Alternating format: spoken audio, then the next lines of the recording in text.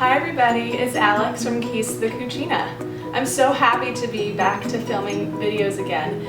Back in the winter when I debuted my first one, I was in the midst of planning my wedding and work was crazy, and so I didn't have a lot of time, but I'm so excited to dive right on in. This summer's been filled with a honeymoon in Costa Rica, a few beach trips sprinkled in there, and then just this past weekend I was in New Jersey visiting my cousins. We left on Sunday, and on the way out before we got back on the highway, we saw this awesome farm stand. Brian asked if I wanted to stop, and the answer is always yes. So I picked up some amazing peaches. They're at the peak of ripeness, and I just had to get my hands on them. So my wheels started turning, and I thought I would try to revamp a classic peach cobbler with a topping a little more healthy. So stick around and follow these steps for the perfect peach cobbler for two. Okay, first things first, let's cut some peaches. I'm using 1 peach per person, so 2 peaches. And we'll slice them real thin, and then we're going to put them in a bowl with some honey and cinnamon to let it sort of macerate and release the natural juices of the peaches. Also, side note, this is one of those amazing knives I've ever used. It is Cucina. I swear they don't sponsor me, but I just love them so much. They're ceramic knives. They cut through carrots like butter. It's unbelievable. No effort required at all. Okay, so once we get this chopped up, go ahead and put them in your bowl. Now when it comes to this kind of stuff, I like to eyeball. I find that works best for me, so we're gonna go ahead and do about a tablespoon of honey, about half a teaspoon of fresh cinnamon, ground cinnamon, and then, just for balance, a pinch of salt.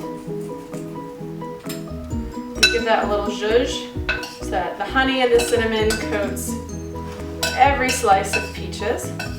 And then you're gonna let that sit for about 10 minutes just to let all the flavors marry and make sure it is all set to go before you bake it.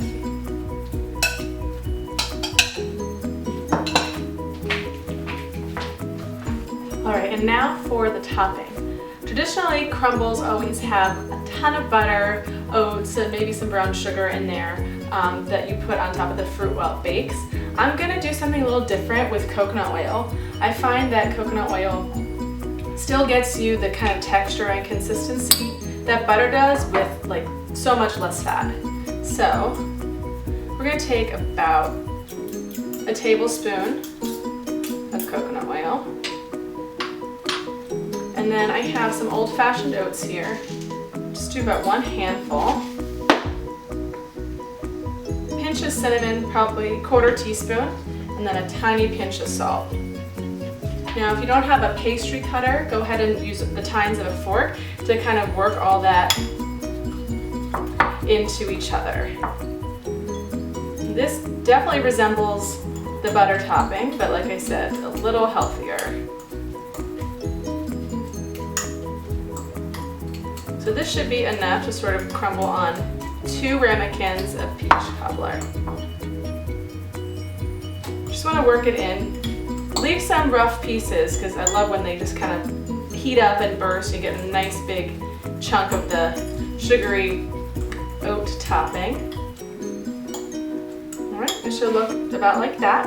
And then we'll go ahead and assemble these and cook them. So stay tuned for the next steps. Okay, so to assemble the mini peach cobblers, go ahead and grab your ramekins. And then what you want to do is line each of them with some of the coconut oil. Just make sure you don't have a really, really sticky mess in your hands once it's all finished.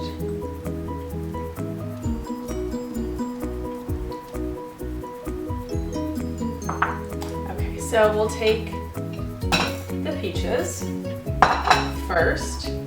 Might take a couple spoonfuls just to fill up the ramekin a little over the top. I love when it kind of oozes over.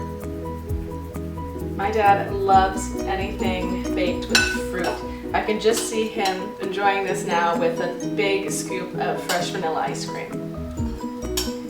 Overall, we weren't much of a dessert family, but that's one memory that I always have is my dad always jonesing for some apple pie warmed up with some vanilla ice cream on top. This would also be delicious with vanilla ice cream. All right, so we have the peaches filled in the ramekins, and then go ahead and take the crumble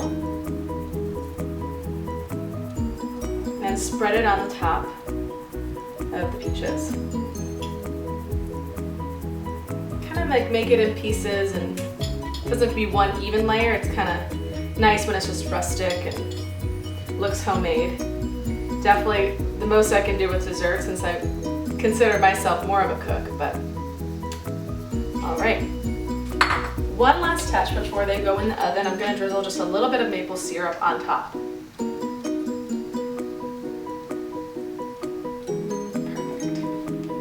Alright, so you should go ahead and bake this at a 375-degree oven for about 30 to 40 minutes until they're nice and brown, golden, and bubbly.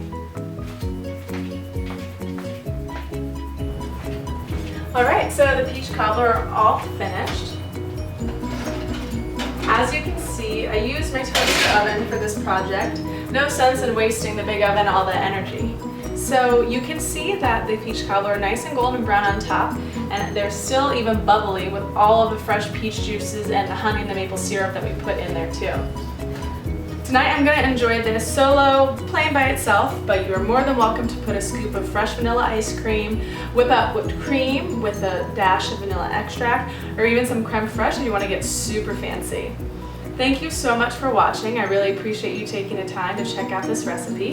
And be sure to always check back at keysthecucina.com for the latest summer recipes and weekend trips and all things Alex. Thank you. Bye.